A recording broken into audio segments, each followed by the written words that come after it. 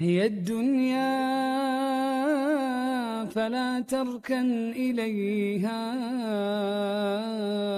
ولا تجعل لها في القلب قدرا ومد يديك للرحمن دوما فربك لن يرد يديك صفرا.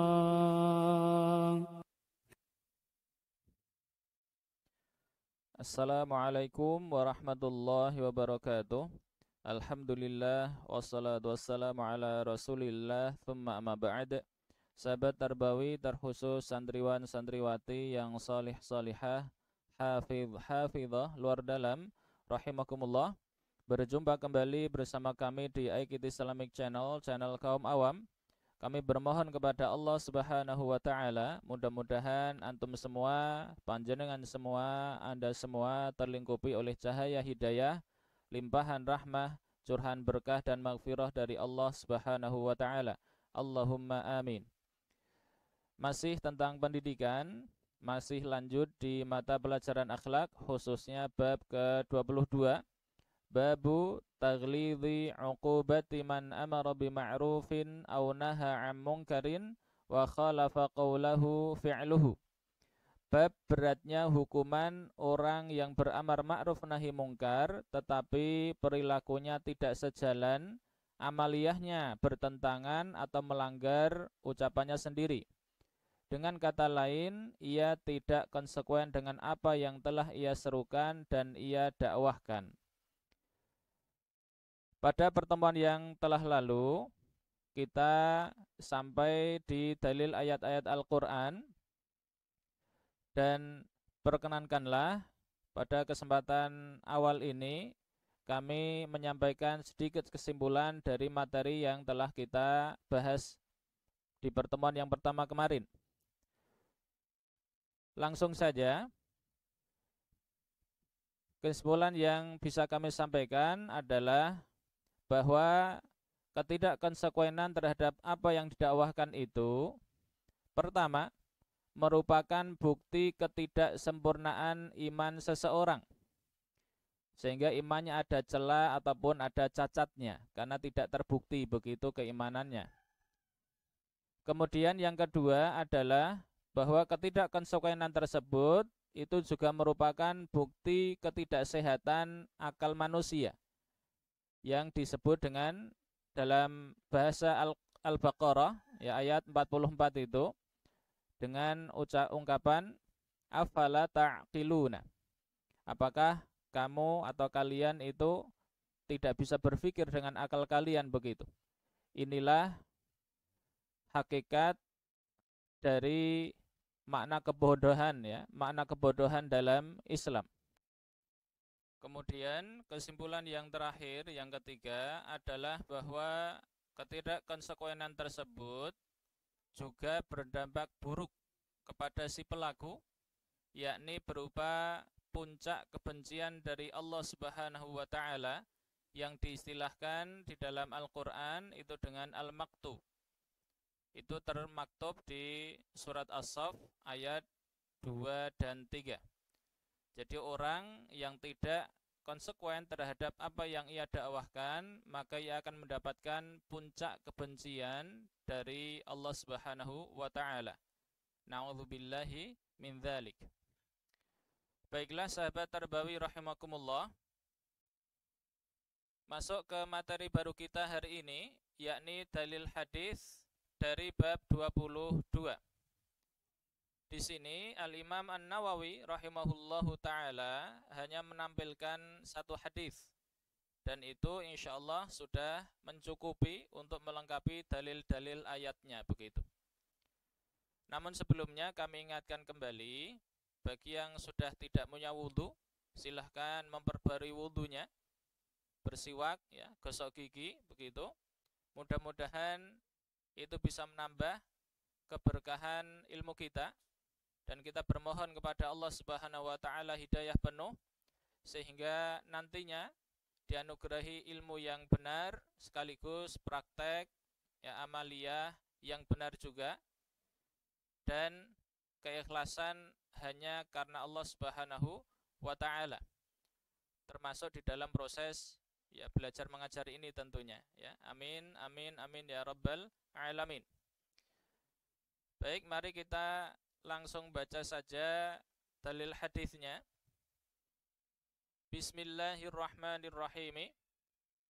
An Abi Zaidin Usamah bin Zaid bin Harithata radhiyallahu anhuma qala sami'tu Rasulullah sallallahu alaihi wasallam yaqulu yu'ta birrajuli yawmal qiyamati fayulqa fin nari fatandaliqu aqdabu batnihi fayaduru biha kama yadurul himaru fir raha fayajtami'u ilaihi ahlun nari fayaquluna ya fulanu ma laka alam taku ta'muru bil ma'rufi wa tanha 'anil munkari fayaqulu bala kuntu amuru bil ma'rufi wa la atihi wa anha 'anil munkari wa atihi muttafaqun 'alaihi. Qauluhu tandaliqu huwa biddalil muhmalati ma'nahu takhruju wal aqdabu ay al am'a'u wahiduha qidbun. Ya, sebelum masuk ke artinya, ya kita lihat dulu mufradatnya. Yang pertama qauluhu, sabda beliau sallallahu alaihi wasallam, tandaliqu huwa biddalil muhmalati. Ya, tulisannya itu adalah dengan dal muhmalah. Jadi tandaliku itu ditulis dengan dal muhmalah. Muhmalah itu maksudnya adalah tidak bertitik. Ya, lawan dari mu'jamah. Ini adalah istilah di kamus-kamus Arab-Arab begitu. Maknanya adalah takhruju, maknanya keluar. Wal aktabu, dan aktab sendiri di sini aktabu batnihi bimakna apa? Al-am'a'u, maknanya adalah usus. Wahiduha qidbun, bentuk tunggalnya adalah qidbun. Jadi qidbun, qidbani, aktabun. Itu kemudian lanjut ke artinya. Wa an Abi Zaidin Usamah bin Zaid bin Harithata radhiyallahu anhuma, dan dari Abu Zaid yakni Usamah bin Zaid bin Harithah radhiyallahu anhuma. Semoga Allah meridhai keduanya. Ya, semoga Allah meridhai siapa saja ini? Yakni Usamah dan sang ayahanda yakni Zaid bin Harithah. Ya, ini keduanya adalah sahabi yang luar biasa. Ya. Usamah radhiyallahu anhu dikatakan luar biasa karena sejak usia muda 18 tahunan begitu itu sudah menjadi panglima perang. Ya, kemudian Zaid bin Harithah sang ayahanda radhiyallahu anhu ini juga luar biasa. Kenapa? Karena beliau bersedia menikahi Ummu Aiman. Ya, pengasuh dari Sayyidina Muhammad sallallahu alaihi wasallam ketika masih kecil. Jadi ini perbandingan usianya luar biasa, jauh begitu. Ya, akhirnya karena memang itu juga janjinya surga, maka Zaid bin Harithah itu langsung bersedia. Kemudian terlahirlah Sayyidina Usamah bin Zaid, ya radhiyallahu anhum ajma'in. Ya. Kemudian qala, ia berkata, sami'tu Rasulullah sallallahu alaihi wasallam yaqulu. Aku telah mendengar Rasulullah sallallahu alaihi wasallam bersabda, yu'ta birrajuli yaumal qiyamati fayulqa finnari. Seseorang itu dihadirkan pada hari kiamat kemudian dilemparkan ke dalam neraka. Jadi tidak dimasukkan, ya, sekedar dimasukkan tidak, tetapi dilemparkan. Lah saking kerasnya apa yang terjadi? Fatandaliqu aqtabu batnihi, hingga ususnya itu keluar, terburai. Fayaduru biha kama yadurul himaru firroha. Lantas apa yang dikerjakan orang itu? Lalu ia berjalan sebagaimana keledai yang berputar di atas penggilingnya. Ya, di atas penggilingan, ya, penggilingan gandum. Nanti kita tampilkan gambarnya supaya lebih jelas begitu. Kemudian fayajtami'u ilaihi ahlun nari. Para penghuni neraka pun berkumpul ke arahnya. Fayaquluna, lantas mereka bertanya, ya fulanu malaka? Wahai fulan, kamu kenapa kok sampai begitu? ya disiksa sampai seperti itu. Alam taku ta'muru bil ma'rufi wa tanha 'anil munkari? Bukankah kamu dulu di dunia biasa beramar ma'ruf dan bernahi mungkar? Fayaqulu bala. Orang itu pun menjawab, iya. Kuntu amuru bil ma'rufi wa la atihi. Dulu aku biasa menyeru kepada yang ma'ruf, namun aku tak berusaha mengamalkannya. Wa anha 'anil munkari wa atihi. Aku juga biasa melarang orang lain dari kemungkaran, namun aku justru melakukannya. Muttafaqun alaihi, hadis muttafaq alaih. Ya maksudnya apa? Hadis yang kesahihannya, derajat kesahihannya itu disepakati oleh Imam Al-Bukhari dan Imam Muslim rahimahumullahu ta'ala. Itu kurang lebih arti dari hadisnya. Kemudian yang ketiga adalah bahwa permisalan orang yang disiksa tadi dengan keledai yang mirip dengan keledai yang mengitari alat penggilingan itu disebut dengan at-tamtsil litakbih. Jadi permisalan yang tujuannya adalah untuk menjelekkan, untuk mencela atau merendahkan. Ya, at-tamtsil litakbih begitu. Dan jika ada yang masih belum tahu tentang roha, yakni alat penggilingan zaman dulu, ini kami tampilkan beberapa gambar, insyaallah sudah sangat mencukupi begitu. Ini ada ar-roha, ya, kemudian ditarik oleh keledai. Ya, ada batang yang memang disambungkan ke titik pusatnya, ya batang pusat begitu, kemudian ditarik oleh keledai, diikatkan di belakangnya, ya, keledainya mutar. Kalau keledainya mungkin macet, tidak mau gerak, maka akan disabet begitu oleh pemiliknya. Ya, ini dia membawa stick ini, bawa kayu. Kemudian ini mirip dengan yang pertama tadi. Selanjutnya yang ini, yang ketiga, ya, atau yang keempat, gambar keempat ini aslinya ini kecil. Ya, ini adalah untuk pekerjaan para ibu-ibu. Ya, ada di dapur, ya, ini kecil, mungkin kurang lebih seperempatnya ini, ya, yang besar tadi. Ini digerakkan dengan tangan, ya, langsung diputar, ya, sticknya dipegang kemudian diputar. Sedangkan gandum atau biji-bijiannya diletakkan di tengah, di lubang tengah ini. Setelah diputar, nanti itu hasilnya akan keluar di sini. Ya, setelah itu baru diayak, ya. Kalau bahasa kita biasanya diayak supaya terpisah antara bijinya kemudian sama kulitnya. Itu. Lantas ini sekedar tambahan. Jadi kalau keledai itu dalam benak kita itu biasanya adalah untuk permisalan bagi orang yang ya tidak paham-paham, atau yang juga kalau bahasa kita ya dungu begitu. Ya. Tetapi perlu kita ketahui, orang Arab selain untuk yang seperti itu, ternyata keledai itu juga digunakan untuk permisalan bagi orang-orang yang tahan banting. Permisalan untuk orang-orang yang tekun begitu dalam bekerja. Ya. Jadi memang keledai ini secara fitrahnya itu ternyata memang mempunyai fisik yang sangat kuat sehingga seakan bisa membawa barang apapun yang diletakkan di atasnya begitu. Ya, seperti ya ini gambar-gambar ini. Ya, bahkan bisa jadi ditumpangi oleh 2 orang pun masih kuat. Itu ya.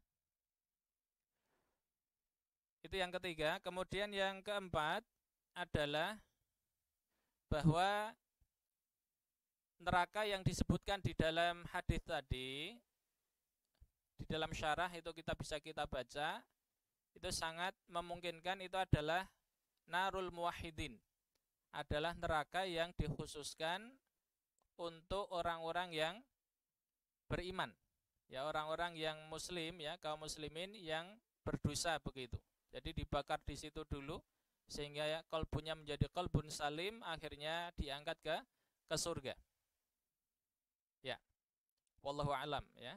Kemudian yang kelima, kita di dunia diarahkan oleh Rasulullah Shallallahu Alaihi Wasallam untuk hanya menghukumi yang lahiriah saja. Al-hukmu bidzahiri. Jadi al-hukmu bidzahir atau bidzahir. Jadi kita hanya bisa menghukumi orang itu, menilai orang itu dari segi lahiriahnya saja. Kita dilarang untuk menilai apa yang ada di dalam hatinya. Karena kita jelas tidak bisa. Hanya Allah saja yang tahu begitu. Bahkan para malaikat pun bisa tertipu. Lah, dari sini akhirnya kita pun paham bahwa orang-orang ya penghuni neraka tadi yang ada di sekeliling orang yang disiksa itu merasa heran. Kenapa? Karena dulu mereka itu berbaik sangka kepada orang tadi bahwa orang yang disiksa itu adalah orang yang soleh. Dia berdakwah kemana-mana, beramar ma'ruf nahi mungkar, seakan-akan dia itu juga melakukan ya soleh ya secara pribadi juga. Akan tetapi ternyata Allah menilai lain begitu. Allah menilai bahwa dia ternyata tidak melakukan apa yang dia suruhkan dan justru melanggar apa yang dia larang. Ya, kalau dalam bahasa kami dulu ada NATO ya. No action, talk only. Jadi hanya sekedar bisa bersilat lidah, ngomongnya pintar, tapi kalau disuruh beramal belum tentu mau begitu. Jadi ada orang yang kita itu kagum kepadanya karena dia bisa berolah kata yang luar biasa manis, indah, tapi ternyata di sisi Allah dia bernilai sebaliknya. Yang di depan mata kita itu tampak begitu mulia, tapi ternyata di sisi Allah berkebalikan. Ya na'udzubillahi min dzalik. Itu yang kelima ya. Baiklah sahabat Tarbawi rahimakumullah, para santriwan santriwati yang sangat kami sayangi dan kami banggakan. Kita lanjut ke kesimpulan yang nomor 6. Jadi apapun dalil baik dari ayat maupun dari hadis tadi yang kita sampaikan, maka jangan sampai kita salah fahami. Ya. Salah faham bagaimana? Salah faham bahwa ayat dan hadis itu melarang orang untuk beramar ma'ruf nahi mungkar, ya, melarang orang beramar ma'ruf nahi mungkar ketika orang itu masih belum bisa konsekuen dengan apa yang didakwahkan. Itu pemahaman yang tidak benar. Kenapa demikian? Maka kita masuk kemudian ke kesimpulan yang ke-7, wajibul mukmin. Jadi orang mukmin ya singkatnya itu mempunyai dua pasang kewajiban, yakni yang pasangan pertama adalah amar ma'ruf nahi mungkar untuk dirinya sendiri agar dia bisa konsekuen dengan apa yang dia dakwahkan. Kemudian pasangan yang kedua adalah amar ma'ruf dan nahi mungkar untuk siapa? Untuk orang lain. Itu adalah dakwahnya. Baik yang pertama maupun kedua itu sama-sama wajib. Jadi jangan sampai ada orang mengira bahwa kalau saya belum konsekuen itu kemudian saya punya kelonggaran untuk tidak beramar ma'ruf nahi mungkar. Itu pemahaman yang salah. Lah dalam kondisi orang melakukan tadi ya tidak mau beramar ma'ruf nahi mungkar karena merasa tidak konsekuen, akhirnya dia dikatakan dalam kondisi apa? Mustajmi'an li alwani taksir. Jadi dia itu justru malah mengumpulkan berbagai macam kekurangan dalam ibadah. Ya, dia mengumpulkan berbagai macam kekurang maksimalan dalam penghambaan diri kepada Allah Subhanahu wa taala. Karena perilaku dosa yang dilakukan oleh seseorang itu bukanlah pembenaran untuk dia meninggalkan amar ma'ruf nahi mungkar. Karena amar ma'ruf nahi mungkar itu adalah kewajiban sebagai seorang mukmin, dan dia berperilaku baik taat kepada Allah itu juga merupakan kewajiban bagi seorang mukmin. Dan di sini kami sampaikan sebuah bait puisi, ya, bait syair begitu. Idza lam ya'idhin nasa man huwa mudhnibun famay ya'idhul 'asina ba'da Muhammadin. Yang artinya kurang lebih, jika orang yang berdosa itu tidak punya kewajiban alias punya kelonggaran, yaitu untuk kemudian tidak mengingatkan orang lain yang berdosa, maka siapakah gerangan yang berhak mengingatkan para pelaku maksiat setelah Nabi Muhammad sallallahu alaihi wasallam? Dari syair ini kita bisa mengambil dua hal minimal, bahwa setiap orang itu pasti melakukan dosa kecuali para anbiya dan para rasul. Kemudian setiap orang itu tetap berkewajiban untuk beramar ma'ruf nahi mungkar meski dia pernah melakukan dosa. Itulah, ya, hikmahnya nanti lahirnya apa? Lahirnya prinsip bertawasau bil haqqi wa tawasau bis sabri. Jadi saling menasihati begitu. Sekaligus tadzkirah, saling mengingatkan. Selain itu, ini juga merupakan prinsip nanti, ya, lahir prinsip apa? Prinsip istighfar dan taubat. Sebagaimana yang dulu pernah kita bahas di bab-bab awal itu. Ya, mudah-mudahan kita ingat, ya, syarat taubat bagaimana, cara beristighfar, kemudian taubat bagaimana, itu harap itu dipraktekkan. Itu, ya, sekali lagi sahabat tarbawi rahimakumullah, di sini kita akhirnya sama paham bahwa dalam hidup ini kita mempunyai dua pasang kewajiban.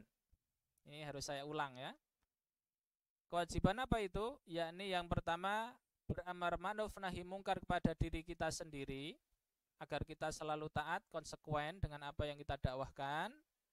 Kemudian yang kedua adalah beramar ma'ruf kepada orang lain.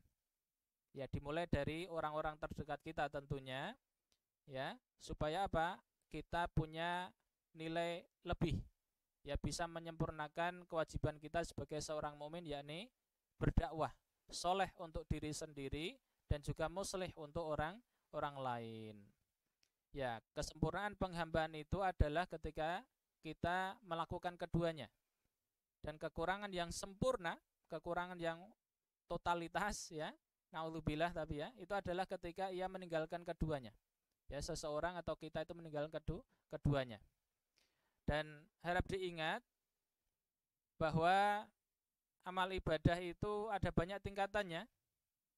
Ya, mulai dari perintah yang sifatnya wajib hingga yang sunnah.